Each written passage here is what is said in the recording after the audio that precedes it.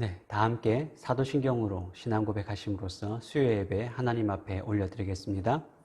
전능하사 천지를 만드신 하나님 아버지를 내가 믿사오며 그 외아들 우리 주 예수 그리스도를 믿사오니 이는 성령으로 잉태하사 동정녀 마리아에게 나시고 본디오 빌라도에게 고난을 받으사 십자가에 못 박혀 죽으시고 장사한 지 사흘 만에 죽은 자 가운데서 다시 살아나시며 하늘에 오르사 전능하신 하나님 우편에 앉아 계시다가 저리로서 산자와 죽은 자를 심판하러 오시리라.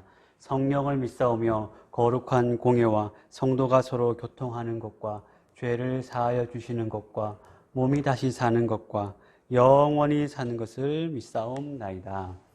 아멘. 다 함께 찬송가 406장 함께 찬송하겠습니다. 406장 함께 찬송하시겠습니다.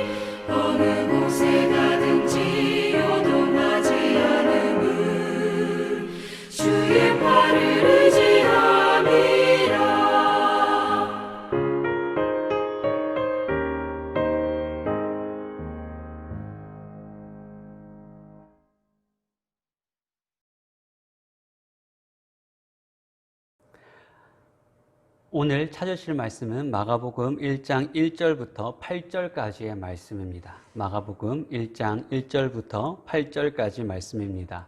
제가 가진 성경으로 신약성경 52쪽입니다. 네, 제가 읽겠습니다. 하나님의 아들 예수 그리스도의 복음의 시작이라. 선지자 이사야의 글에 보라 내가 내 사자를 내 앞에 보내노니 그가 내 길을 준비하리라. 광야에 외치는 자의 소리가 있어 이르되 너희는 주의 길을 준비하라. 그의 오실 길을 곧게 하라. 기록된 것과 같이 세례 요한이 광야에 이르러 죄 사함을 받게 하는 회개의 세례를 전파하니 온 유대 지방과 예루살렘 사람이 다 나아가 자기 죄를 자복하고 요단강에서 그에게 세례를 받더라.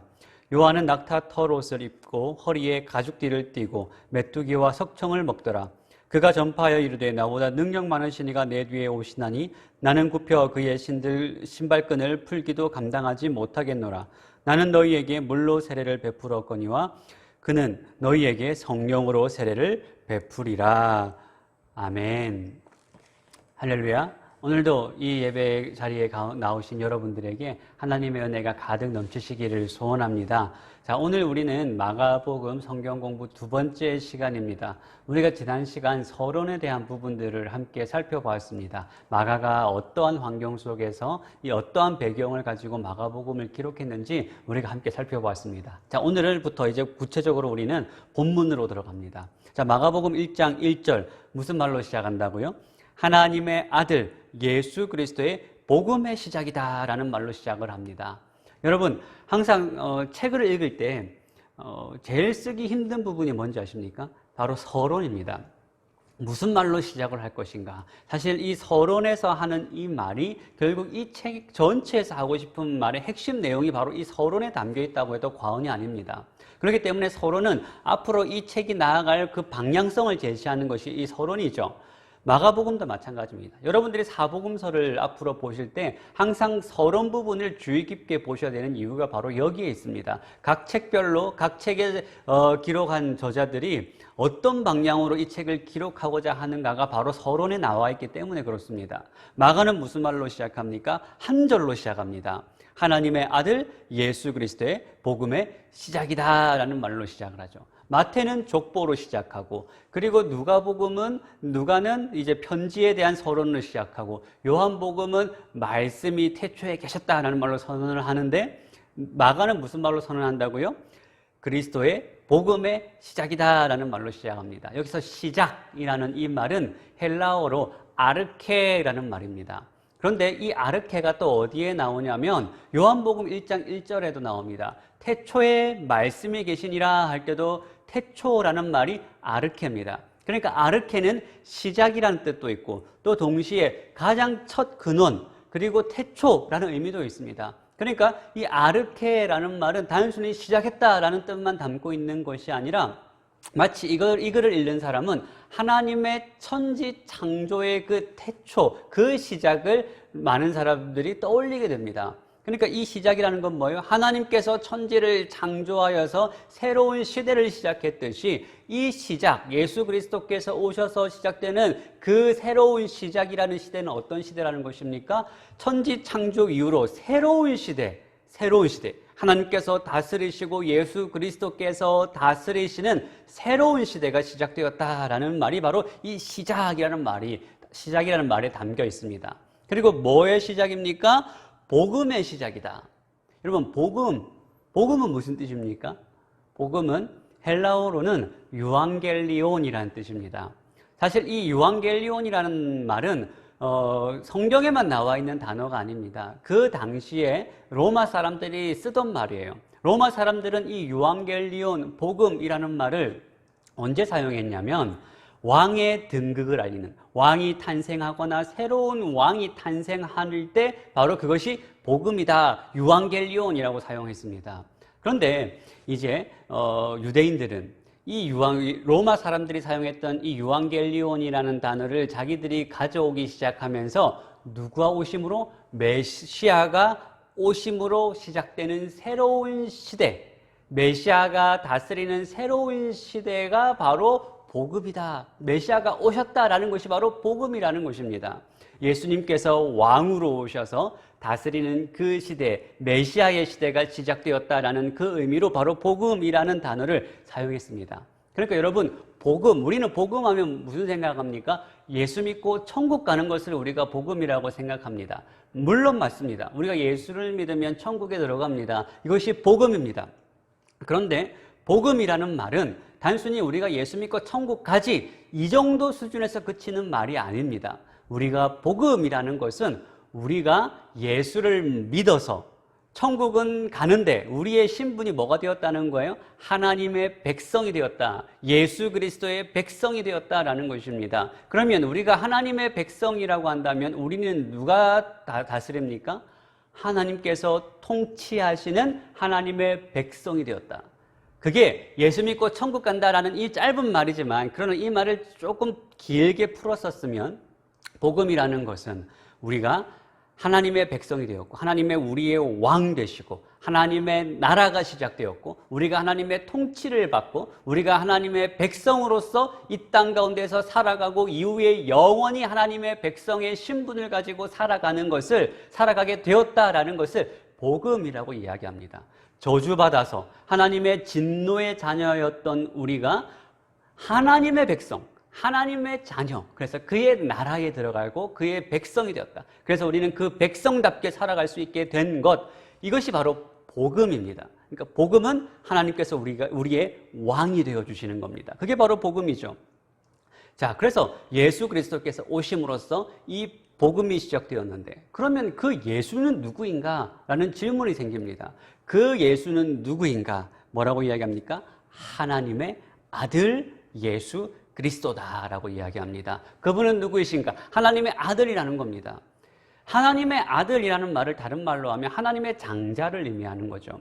그러니까 하나님의 아들이라는 것은 단순히 하나님의 아들 그 수준이 아니라, 그 유대인들에게 아들은 굉장히 독특한 의미였습니다. 아버지가 만약에 죽으면 그 아버지의 모든 재산은 누가 상속받습니까? 아들이 상속받게 되어 있었습니다. 그러니까 아버지의 아들이다라는 것은 아버지의 모든 권리와 모든 부와 모든 재산을 상속하는 자라는 말의 의미가 여기에 담겨져 있습니다. 그래서 탕자 비유에서 그 아버지가 첫째 아들에게 하는 말이 무엇입니까?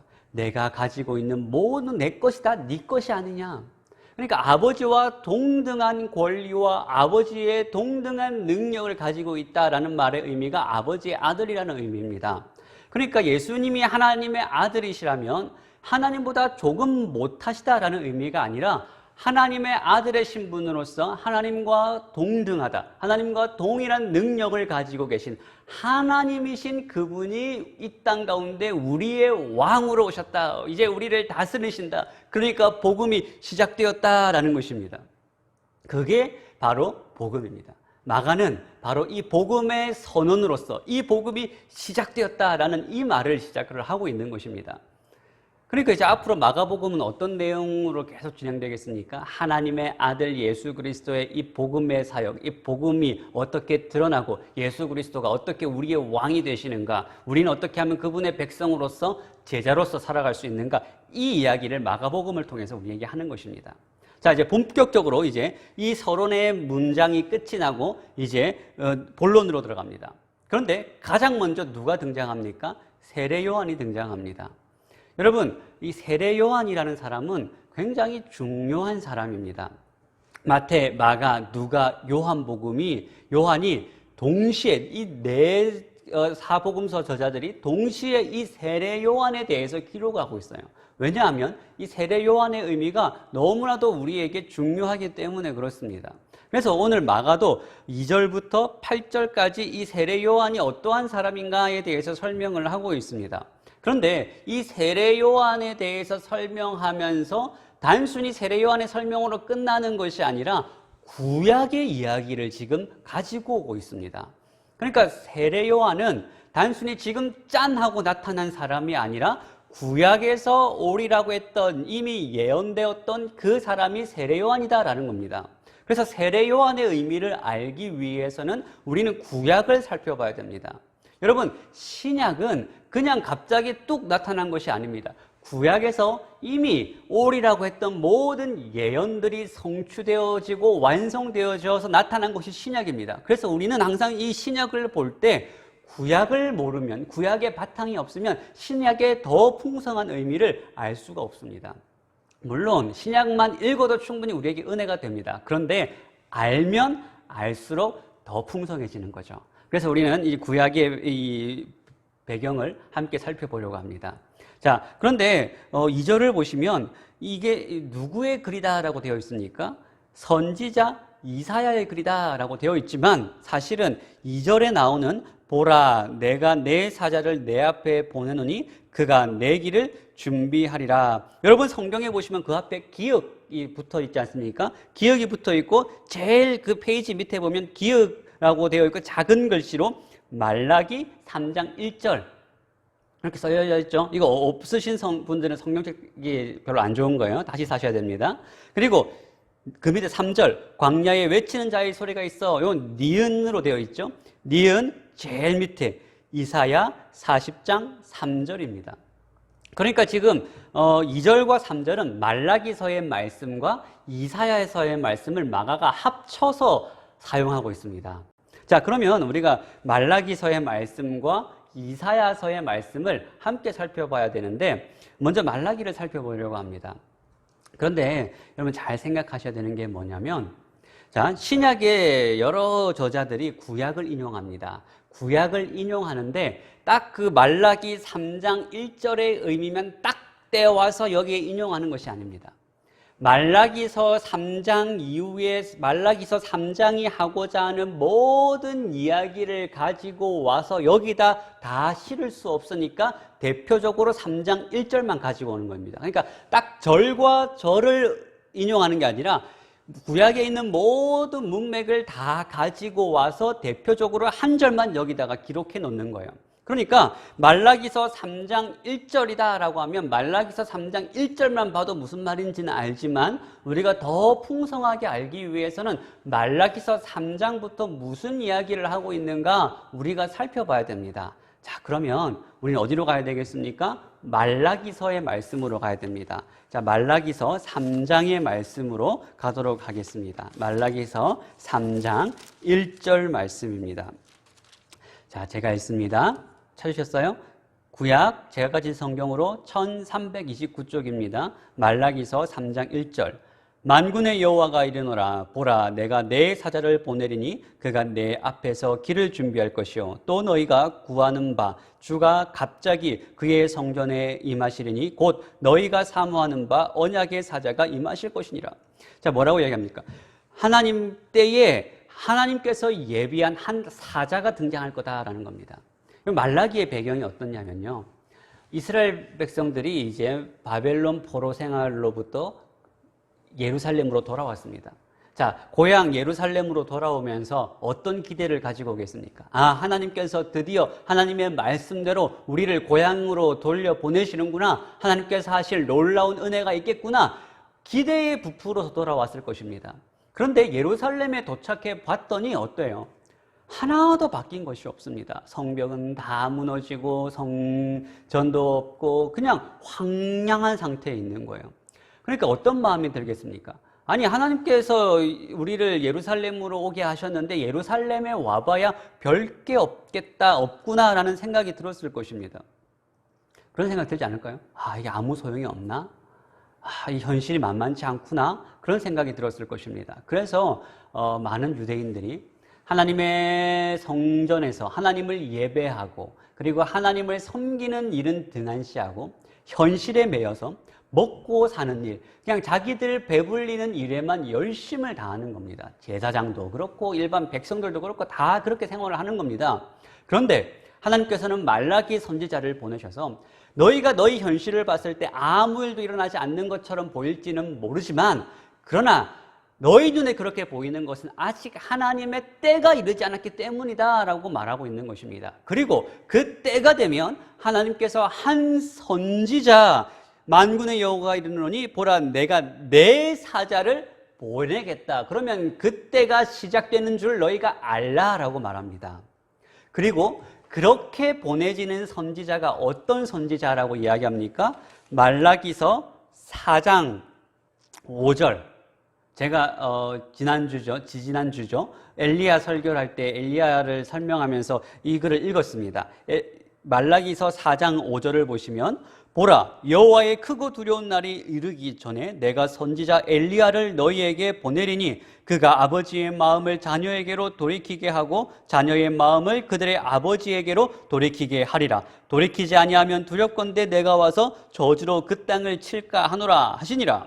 뭐라고 이야기합니까? 보라 여호와의 크고 두려운 날, 여호와의 날에 내가 누구를 보내겠다고 합니까? 엘리야를 보내겠다라고 하나님께서 말씀하십니다. 그런데 그 엘리야가 와서 하는 사역은 무엇입니까? 아버지의 마음을 아들에게로 돌이키게 하는 사역, 그리고 아들의 마음을 아버지에게로 돌이키게 하는 사역, 돌이키는 사역을 엘리야가 와서 하겠다라고 합니다.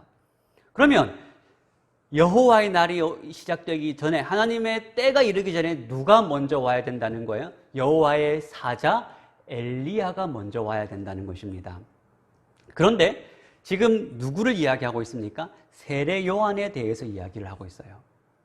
그런데 여러분 잘 보시면 어디를 보시냐면 다시 마가복음으로 돌아오셔서 마가복음 1장 6절 한번 볼까요? 마가복음 1장 6절 뭐라고 되어 있냐면 요한은 낙타 털옷을 입고 허리에 가죽띠를 띠고 메뚜기와 석청을 먹었다. 자, 갑자기 생뚱맞게 요한의 외모에 대해서 설명을 합니다. 낙타 털옷을 입고 허리에 가죽띠를 띠고 메뚜기와 석청을 먹는 그 사람. 여러분, 세례 요한보다 더 중요한 분이 누구이신가요? 예수님이시죠. 그런데 여러분, 예수님이 무슨 옷을 입고 계셨다, 예수님께서 뭘 어떻게 드셨다, 예수님의 외모에 대해서 설명하는 장면이 나옵니까? 그 어디에도 안 나옵니다. 그런데 왜 하필이면 세례 요한의 외모, 세례 요한의 옷, 세례 요한의 모습에 대해서 갑자기 여기서 설명을 하고 있을까요? 그거는 중요한 의미가 있기 때문에 그렇습니다. 이걸 알아야 된다는 거죠.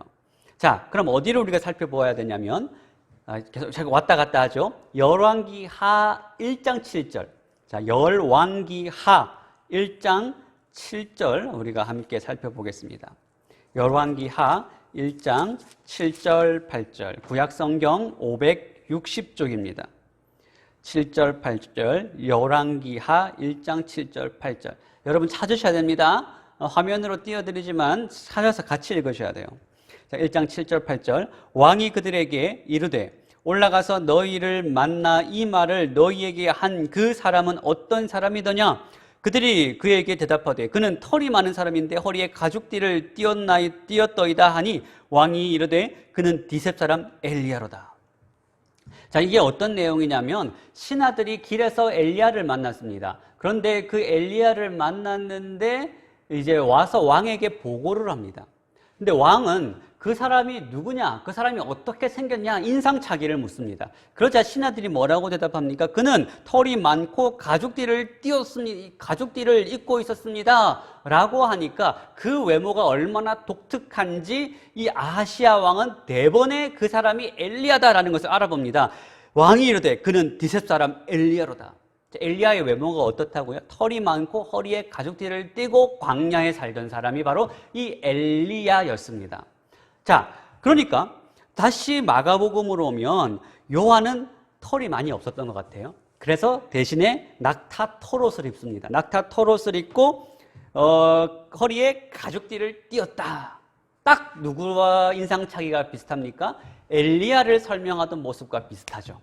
그러니까 결국은 이 세례 요한의 이 모습을 설명하고 있는 이유는 바로 구약에 오시리라고 했던 그 엘리야가 바로 이 세례 요한이다라는 겁니다.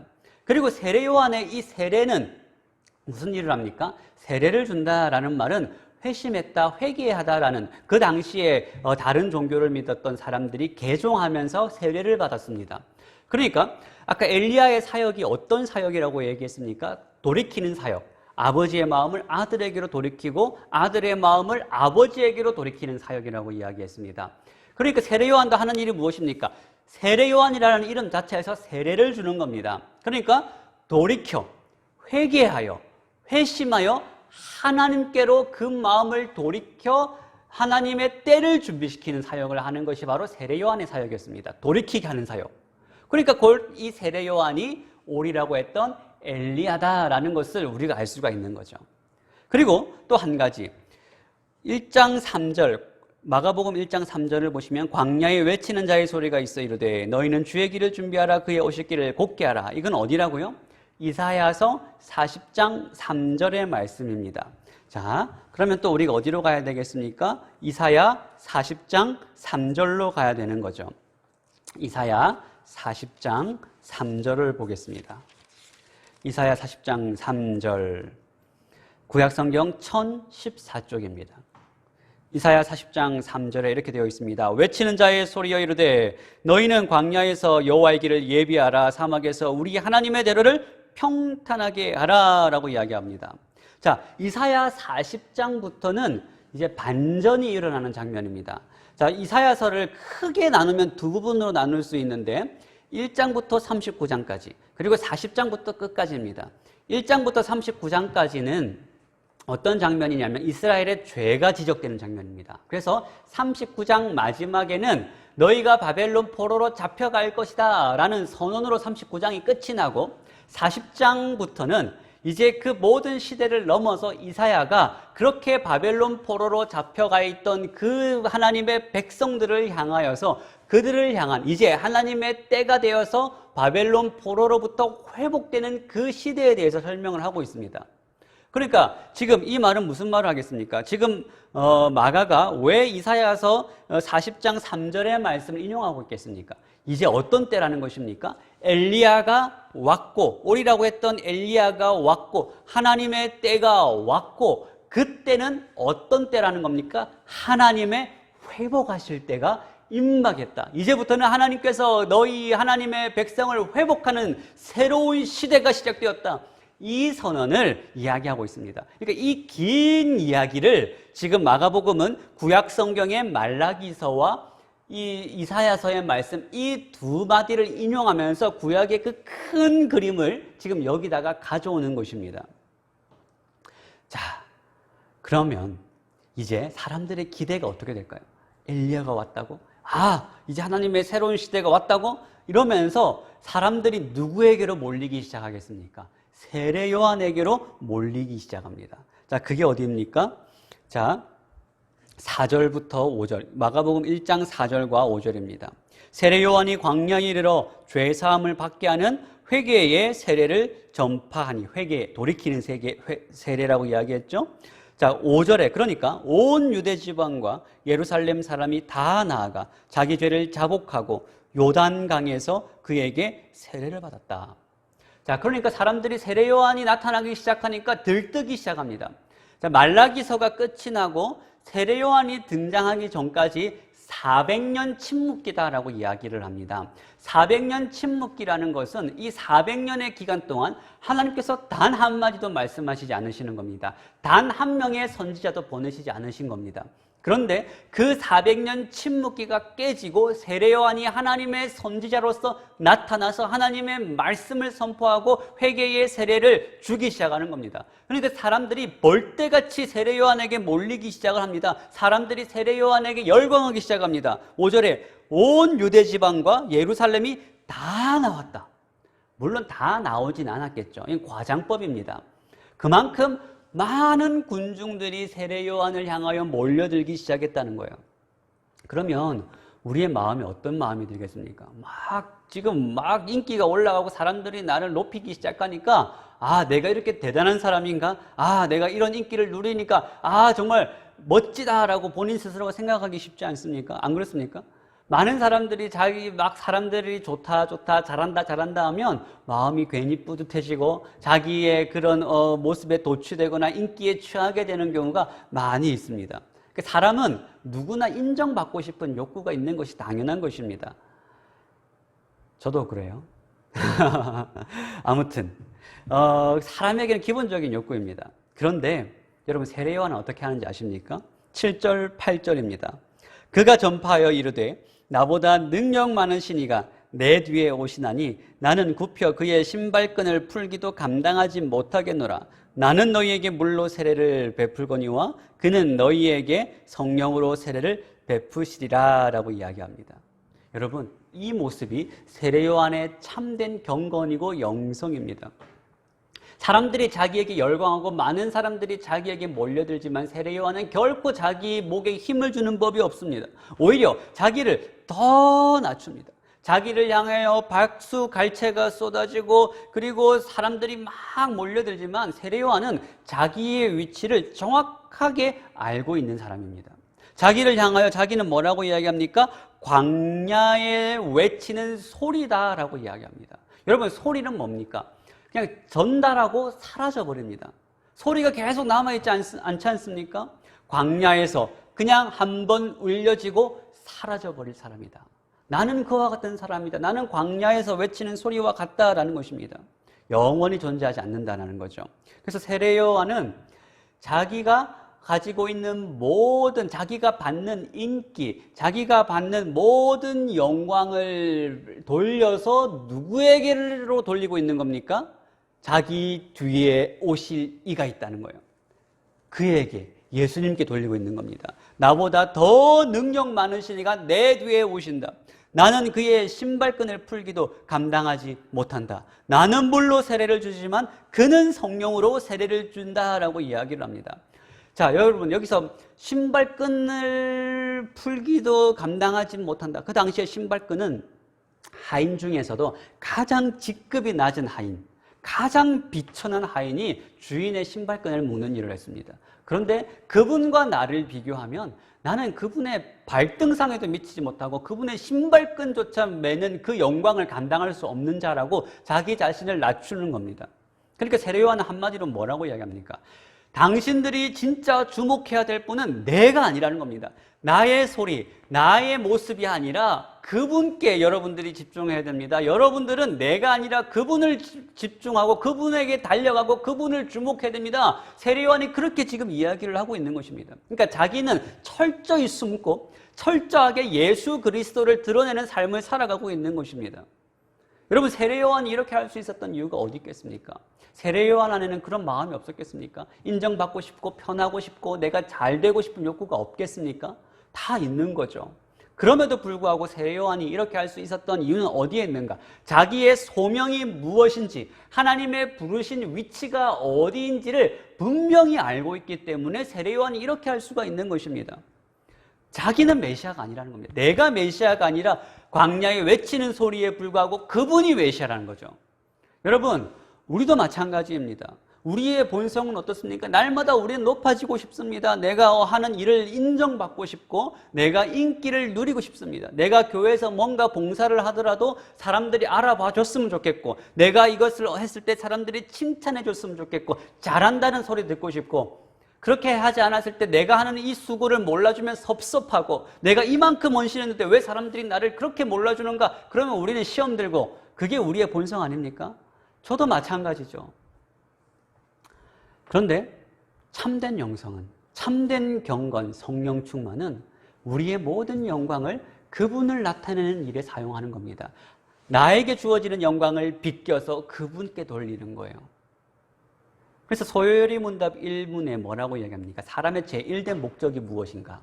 사람의 제1된 목적은 하나님을 영화롭게 하고 영원토록 그를 즐거워하는 것이다 라고 이야기합니다. 하나님을 영화롭게 한다는 거예요. 하나님께 나의 모든 영광을 돌리는 것이죠. 그런데 우리는 하나님께 영광을 돌려야 되는데 그 영광을 누가 받습니까? 내가 차지하기를 원하고 싶은 겁니다. 그게 바로 교만, 성경은 교만이라고 이야기를 합니다.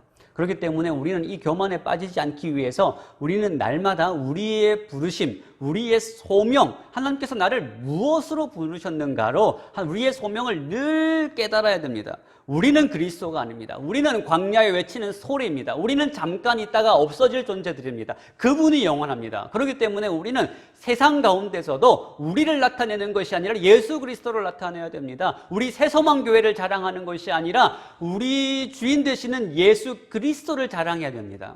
우리가 얼마나 대단한가, 우리가 얼마나 모임이 즐거운가, 우리가 모이면 얼마나 행복한가, 이걸 자랑하는 것이 아니라 우리가 왜 행복하고 우리가 왜 모이는가, 그분 때문이다. 예수 그리스도를 우리가 자랑하는 사람이 되어야 됩니다. 여러분, 그런데요, 우리가 우리 스스로를 낮추잖아요. 우리가 겸손하게 사람으로부터 주어지는 모든 인정과 모든 것들을 낮추고 겸손하게 나를 낮추면 여러분, 사람이 우리를 인정해 주는 것이 아니라 하나님께서 우리를 인정해 주십니다. 우리가 나를 낮추면 하나님이 우리를 높이시는 거예요. 세례 요한이 자기를 이렇게 낮췄습니다. 그런데 예수님께서 뭐라고 말씀하시는지 아십니까? 세례 요한을 가리켜서 그는 여자가 낳은 자 중에 가장 큰 자가 바로 그 세례 요한이다라고 예수님께서 세례 요한을 인정하십니다. 그러니까 자기가 자기를 낮추니까 겸손하게 주님 앞에 나아가니까 예수님께서 세례 요한을 높여주시는 거죠. 여러분, 우리는 선택을 해야 됩니다. 우리가 사람의 인정을 받을 것인가? 하나님의 인정을 받을 것인가? 우리가 사람의 인정을 받기를 원한다면 하나님의 인정을 포기해야 됩니다. 그러나 우리가 하나님의 인정을 받기를 원한다면 사람의 인정을 포기해야 되는 거죠. 무엇을 선택하시겠습니까? 여러분, 사람의 인정은요, 잠깐입니다. 광야에 외치는 소리, 그냥 한번 울리고 사라집니다. 그러나 하나님께서 우리를 인정하시면 우리에게 영원한 상급을 주십니다. 그것이 영원한 인정이죠. 그렇기 때문에 여러분, 우리를 각자의 소명으로 부르셨습니다. 각자 여러분들의 자리로 부르셨습니다. 각자 우리 삶의 자리로 부르셨어요. 그 소명 가운데에서 여러분, 내가 인정받지 못한다고 할지라도, 내 수고 사람들이 모른다고 할지라도 여러분, 하나님이 아십니다. 하나님께서 여러분들 높여주실 겁니다. 여러분, 모든 영광, 우리의 모든 삶을 하나님 예수 그리스도를 높여드리고 그분을 나타내는 삶을 살아가시는 은혜가 여러분 가운데 가득 넘치시기를 소원합니다. 같이 기도하시겠습니다. 사랑과 은혜가 충만하신 하나님 아버지 감사드립니다. 하나님, 우리를 택하여 부르시고 하나님의 백성 삼아 주셔서 감사드립니다. 하나님 아버지, 날마다 우리가 주님과 동행하며 하나님, 우리가 우리의 모든 삶을 통하여서 예수 그리스도를 나타내는 삶을 살게 하여 주시옵소서. 우리가 낮아지고 우리가 썩어서라도 하나님, 우리를 통하여, 우리의 삶을 통하여 예수 그리스도 그분 한 분이 나타나게 하여 주시옵소서. 하나님께서 영광받아 주시옵소서. 우리의 삶의 모든 영역에서 우리가 그분을 나타내는 삶을 살 때 하나님, 우리의 삶 가운데 함께 하여 주시고 우리의 모든 필요와 쓸 것 주님께서 채워 주시옵소서. 오늘 이 한 예배 시간에 참석한 모든 가정들 가운데 주님 축복하여 주시고 계속되는 이 코로나 상황 가운데서도 성령으로 충만하여 줘서 풍성한 삶 살게 하여 주시옵소서. 주님께서 우리와 늘 함께 하여 주시고 동행하여 주실 줄 믿사오며 예수님의 이름으로 기도하옵나이다. 아멘. 주기도문 하시겠습니다. 하늘에 계신 우리 아버지여, 이름이 거룩히 여김을 받으시오며 나라의 임하옵시오며 뜻이 하늘에서 이루어진 것 같이 땅에서도 이루어지이다. 오늘날 우리에게 일용할 양식을 주옵시고 우리가 우리에게 죄 지은 자를 사하여 준 것 같이 우리 죄를 사하여 주옵시고 우리를 시험에 들게 하지 마옵시고 다만 악에서 구하옵소서. 대개 나라와 권세와 영광이 아버지께 영원히 있사옵나이다. 아멘.